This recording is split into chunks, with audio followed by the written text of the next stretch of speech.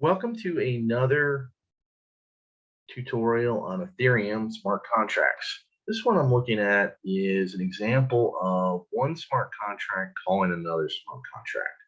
So in this particular case, I'm using a short little contract called base and an even shorter contract called caller. And so what we're going to do is we're going to have our contract caller call the contract base. So let's kind of walk through what each of these contracts do, and then we'll dive into the details on how it works. So we'll start with contract base. And I'm using 0.5 of Solidity, but later versions this would work as well. So we got contract base. We're going to create a variable, an unsigned integer x. So we declare the variable up here. Then in our constructor function, we're going to immediately set x to 10. So when you deploy this contract, the constructor function gets called. So as soon as the contract's deployed, x is going to have a value of 10.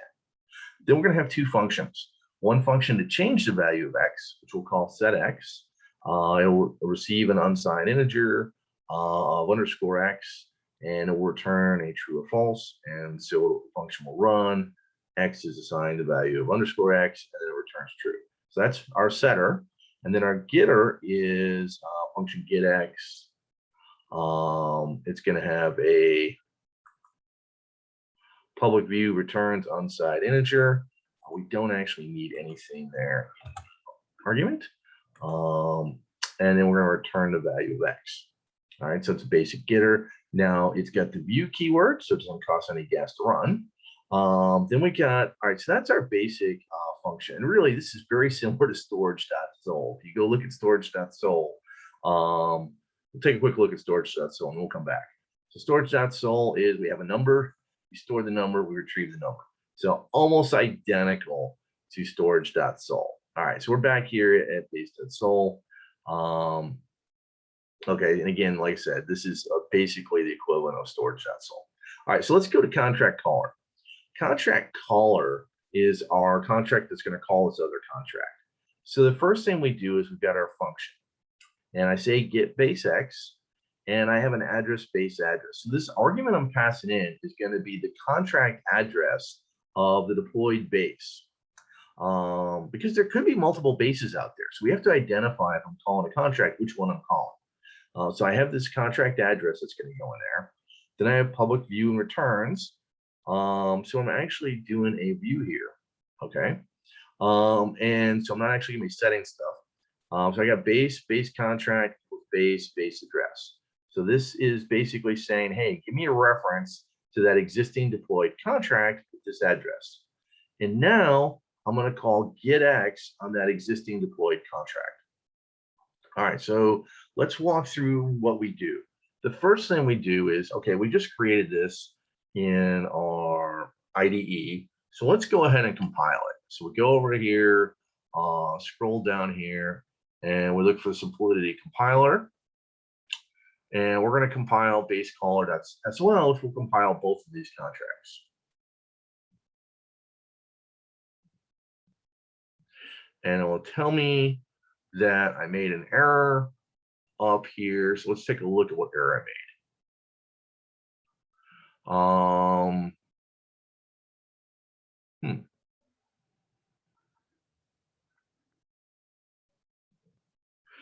I put capital C here on contract.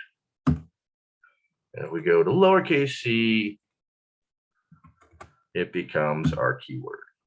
Okay, so go back, compile it again. Error's gone. All right. Now we see that if we look down here at our debug here, it'll show us a transaction. We deployed, and shows us a gas cost to do the deployment. Okay. You can kind of look in here and you can see contract base as well as contract caller. All right, so let's go over here now that we've gone ahead and done that. Let's take a look at deploying and run the transactions. All right, so again, this is we're just going to use a basic JavaScript London environment. We're going to use our accounts. We've got a gas, just a standard account. We're going to not worry about the gas limits here. And it shows us this contract base, And if you look at the drop down, you also have the contract caller. So the first thing I'm going to do is I'm going to go ahead and deploy the base contract. So press deploy, and you can see here we got a check mark, so it worked, and you can see status true, transaction mined, and execution succeeded. Okay, so that contract went through. Actually, let's get rid of all the deployed contracts. Let's just do it again, just to make sure there's no other contracts out there. So we'll deploy it again, and this time, again, everything looks good. Okay, so now we've got base is deployed, and this is the address it's deployed at. Let's go ahead and deploy caller. And now you can see its address. Okay, so caller succeeded. We can see it got mined as well. All right, so the contracts are both deployed. Now let's try running them. First, we'll take a look at base.